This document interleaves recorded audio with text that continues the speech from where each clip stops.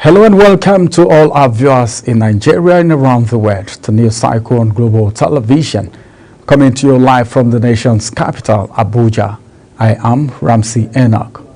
A quick reminder that Global Television is on DSTV channel 365 and Star Times 276. You can download the Global TV Nigerian mobile app for Android and iOS devices to keep track of our broadcast. Now the news in details.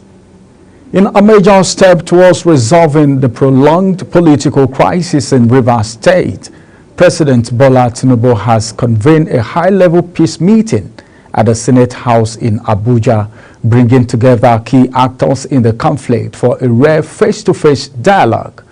A special advisor to the President on Information and Strategy, Bayo Onanuga, on his verified X handle, confirmed the closed-door meeting was attended by suspended Rivers State Governors Minalaya Fubara, Minister of the Federal Capital Territory, Nyesom Wike, suspended Rivers Speaker Martina Maule, and several other lawmakers involved in the dispute. The peace talk, described as a reconciliation meeting, has been considered the most significant and defining intervention of many others by President Tinubu since the crisis erupted and deepened into a near-constitutional impasse.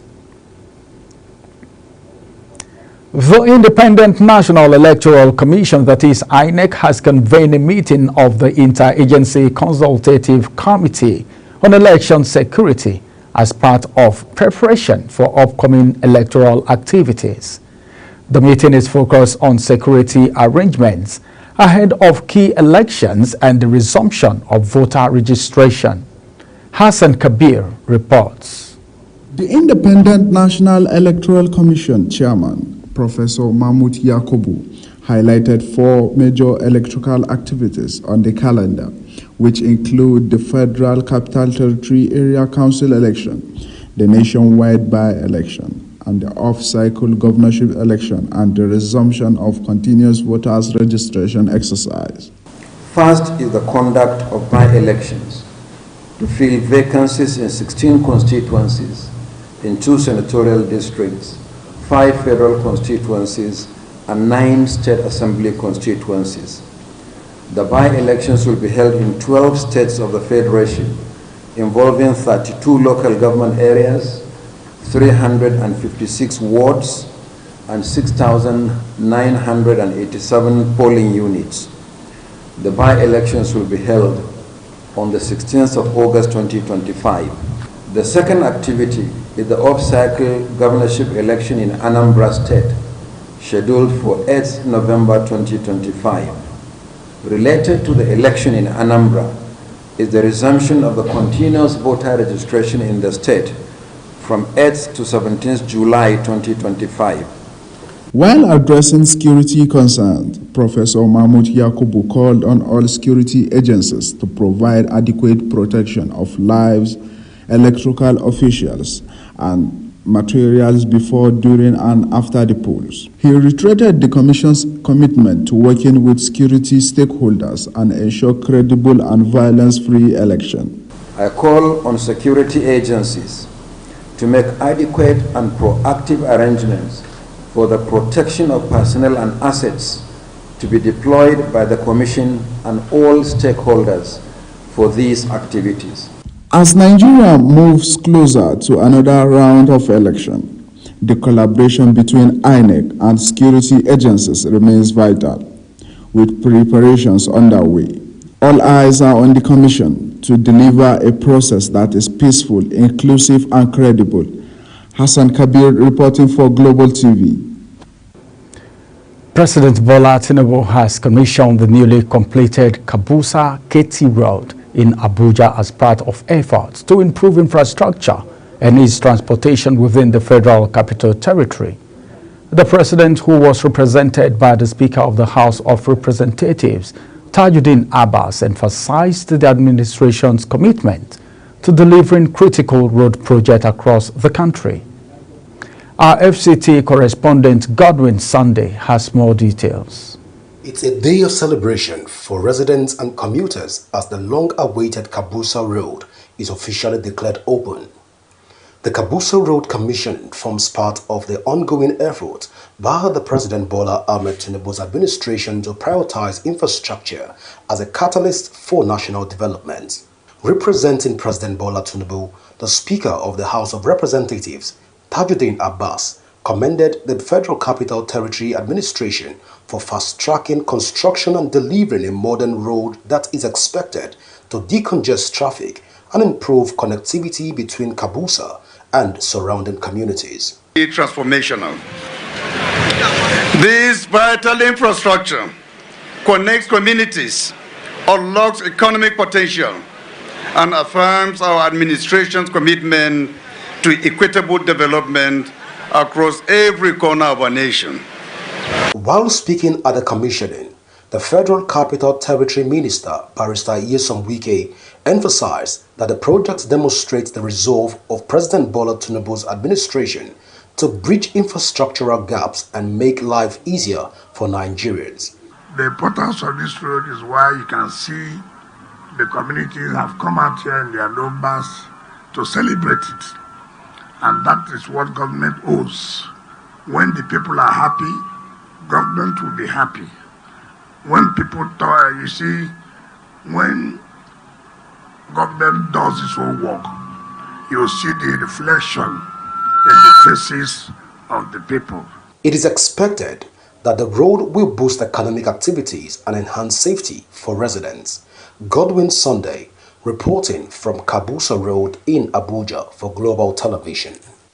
President Bola Tinubu has declined assent to the National Drug Law Enforcement Agency, that is NDLEA Amendment Bill 2025, into law.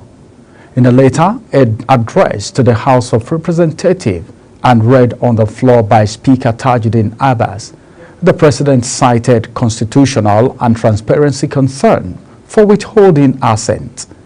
Uyi Agbomofuegbe completes the report. The President, referencing Section 58, Subsection 4 of the 1999 Constitution as amended, explained that the bill seeks to empower the NDLEA to retain a portion of proceeds from drug-related crimes, a move, he said, contradicts existing financial regulations. He noted that under the current system, all proceeds of crime are paid into the government's confiscated and forfeited properties accounts. Disbursements to any recovery agency, including the NDLEA, can only be made by presidential approval, subject to the consent of the Federal Executive Council and the National Assembly. The President maintained that there is no compelling reason to alter a process designed to uphold accountability through executive and legislative oversight. My decision is that the bill seeks to give the National Drug Law Enforcement Agency power to retain a portion of the proceeds of drug-related crime. Currently, all proceeds of crime must be paid into the confiscated and forfeited properties account. In addition to this, payments to the relevant organization responsible for recoveries can only be made by the President, subject to the approval of the Federal Executive Council and the National Assembly. Meanwhile, two members of the House of Representatives have defected to the All Progressives Congress APC. Honorable Chimobi Sam Atu, representing Enugu South and Enugu North, and Honorable Joseph Uwambasi, representing Ezza North, Ishielu Federal Constituency in Ebonyi State, announced their departure from the Labour Party and the All Progressives Grand Alliance, respectively, citing persistent internal crisis and the need to align with President Bola Tinubu's renewed hope agenda. The Speaker, Honorable Tajuddin Abbas, formally announced their defections on the floor of the House. Following the announcement, Minority Whip Honorable Issa Jesse, relying on Section 68, Subsection 1G of the 1999 Constitution, urged the Speaker to immediately declare Honorable Atu's seat vacant. After holistic consultations with my constituents and critical stakeholders, I have, therefore, moved to the All Progressive Congress effective today. This decision was necessitated by the persistent internal crisis plaguing the Labour Party, both at the national level and within the state chapter. From the Labour Party to appeal to you to quickly declare the seat of the member vacant immediately. This, since he has violated Section 68(1)(g) of the Constitution. Mr. Speaker, I rise to move that you should declare his seat vacant and be courageous enough to do that today. Uyi Agbomofwegbe, reporting for Global TV News. The Nigerian Senate has confirmed the chairman and board members of the Southwest, South-South, and North Central Development Commissions. The approval came after the chairman of the relevant Senate committees presented their reports during plenary session. Kikelomo Okere has details. The committee hereby recommends that the Senate do confirm the nomination of the underlisted person as chairman, managing director, and members of the Southwest Development Commission. 1. Senator Olubunmi Adebunmi as chairman. During the confirmation process, Tijani Laura, a nominee for South-South Development Commission Board, was dropped due to his failure to submit the necessary documents required for screening. The Senate do confirm the nominations of the unlisted persons as chairman and members of the Governing Council of the North Central Development Commission. 1. Barrister Cosmas T. Aki, chairman. Dr. Senyir Cyril Yetsin, managing director. Additionally, Minority Leader Abba Moro raised concern about the leadership composition of the North Central Development Commission, pointing out that it was incomplete. That the appointment is a call to serve our nation by Mr. President, and they should do all within their powers to make sure that they discharge their duties diligently, so that the intention of Mr. President to develop our nation will be realized. Despite these issues, the Senate proceed to confirm all nominees for position across the three development commissions.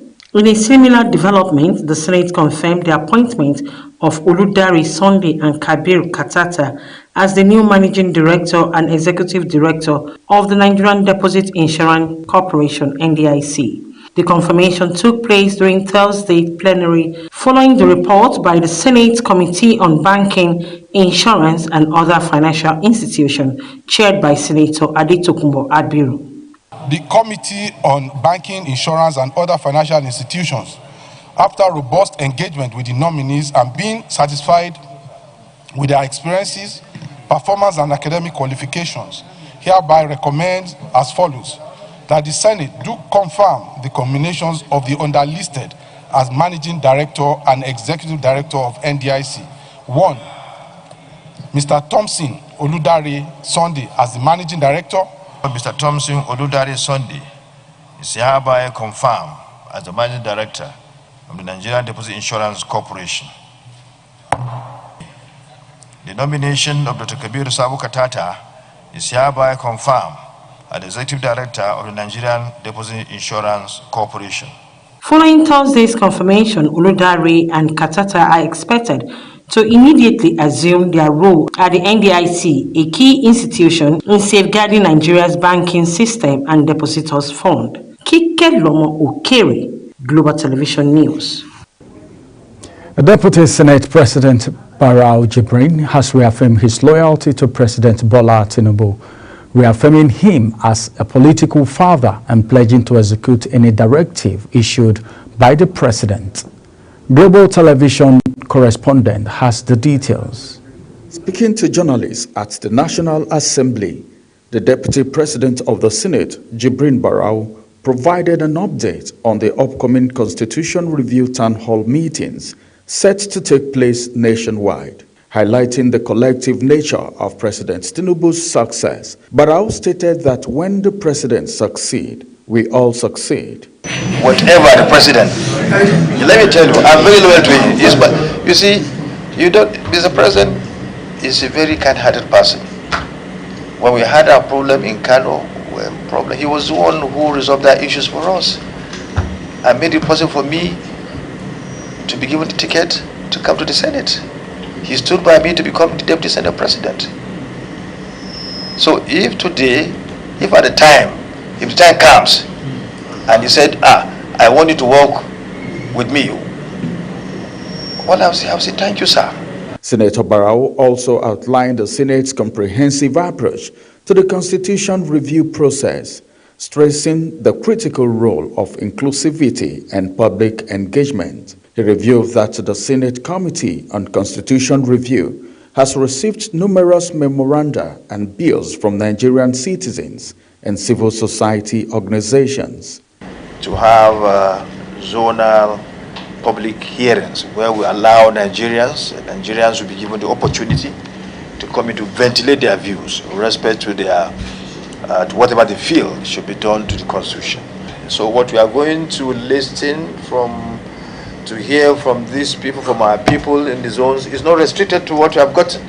It's an open space for people to bring in whatever they want to bring. Senator Barrow emphasized that the hearings are open to all Nigerians, regardless of profession or social status, welcoming participation from professionals, academics, grassroots representatives, and every citizen interested in shaping the nation's future. Ramsey Enoch reporting for Global TV News. The House of Representatives has resolved to investigate the Nigerian police force over multiple allegations of corruption, abuse of office, and financial misconduct threatening national security. The resolution followed a motion of urgent public importance sponsored by Ibe Osowa, Mark Esset, and Mohammed Jafaru, who noted that the police constitutional mandate to protect lives and property is being undermined by rising reports of procurement breaches and financial irregularities. Sharon Ajay has details. The lawmakers cited allegations that the Nigerian Police Forces Procurement Department awarded a 6 billion naira contract for police uniforms to Crown Nature Nigeria Limited by splitting it into 66 contracts to bypass the Public Procurement Act. Describing these issues as a systematic abuse of office and disregard for regulations, the House mandated its committees on public accounts and public procurement to investigate and report back within 6 weeks. The House is disturbed by the reported sale of critical national security assets, including Garki Police Barracks in Abuja, the Falomo Police Barracks in Lagos, and Bompai Barracks in Kano, to private individuals closely linked with Exim Realty Company Limited, without due process or required approvals from the Infrastructure Concession Regulatory Commission, Ministry of Police Affairs, or the Federal Executive Council, and in total disregard of the PPP regulation guide. The House of Representatives also passed for second reading a bill for an act to provide for the establishment of the Federal Capital Territory Area Council Service Commission, sponsored by Honorable Moshood Olarewaju Oshun. Similarly, the House passed for second reading a bill for an act to establish the Federal Institute for Driving Technology, Ibeju-Lekki, Lagos State, charged with the responsibility of providing full-time courses in deep-sea ocean diving studies, sponsored by Honorable Adebayo Balogun. This afternoon, to move that a bill for an act to provide for establishment of Federal Capital Territories, Area Councils, Service Commission, and for related matters, HB 1838, be read the second time. I so move. To move that the bill for the establishment of the Federal Institute of Diving Technology, Ibeju-Lekki, charged with the responsibility to provide full-time courses in deep-sea ocean diving study, be read the second time. I so move. Sharon Ajay reporting for Global TV News. The senator representing Edo South, Neda Emerson, has decamped from the Labour Party to the All Progressive Congress. President of the Senate, Godswill Akpabio, announced Emerson's defection during plenary through an official letter. Kikelomo Okere reports. The senator representing Edo South, Neda Emerson, explained that his decision was after extensive consultation with his constituency and political leaders throughout the Edo South Senatorial District. He expressed his desire to align the district with the current administration's focus on development and renewable energy initiative. This decision follows extensive consultations with my constituents, my political stakeholders, my supporters across Edo South Senatorial District, who have expressed their desire to have me enter a party that will give our people national prominence and political relevance. I want to align my senatorial district with the development and the renewed hope agenda of the current administration. My defection is necessitated by irreconcilable internal crisis and leadership challenges within the Labour Party. The senator requested that his letter be read aloud in the Senate and recorded in the official proceedings. Kike Lomo Okere, Global Television News. You're watching the live broadcast of News Cycle. News Cycle returns after this break.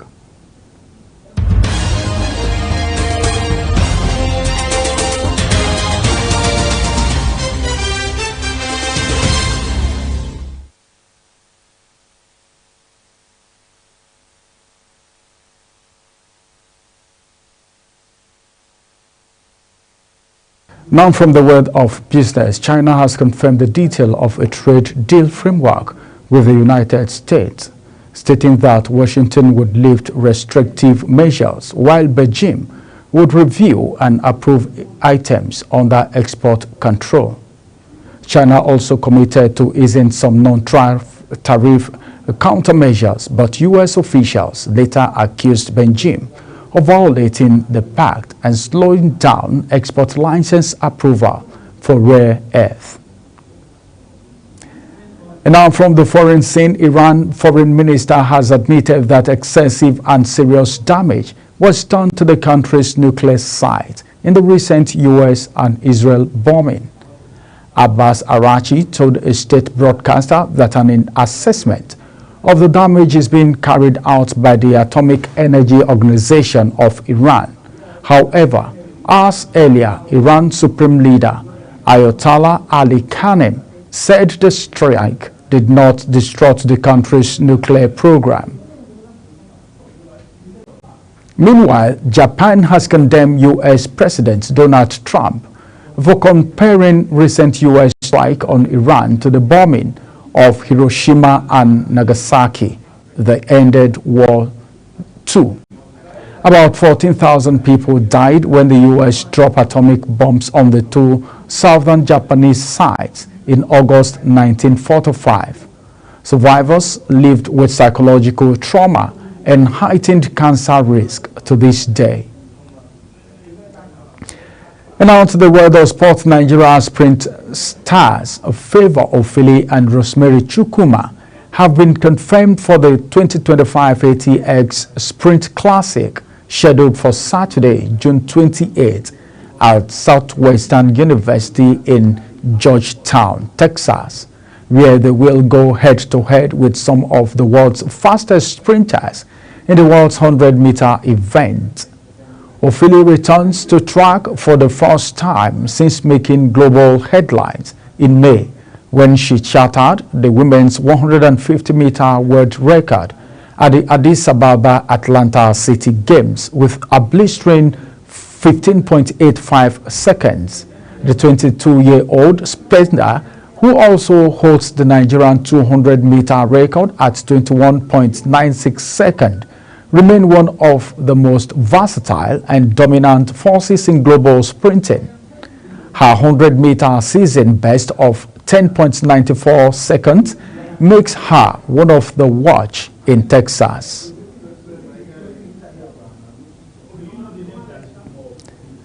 The 20-year-old who recently switched allegiance to Nigerian after representing England at cadet junior level edged Fajani 5-4 in a tense bout that sent shockwaves through the competition and sparked jubilant celebration among Nigerian supporters. The victory over the Paris 2024 silver medalist not only marked a personal milestone, but also secured his place in the knockout stages. And that's it on Global TV News Cycle. A quick reminder of that Global Television is on DSTV channel 365 and StarTimes channel 276. Kindly follow us across all social media platforms now showing on your screen using @Global TV. You can also download the Nigerian Global TV app for Android and iOS devices to keep track of our broadcast. I am Ramsey Enoch Agbo. Thank you for watching.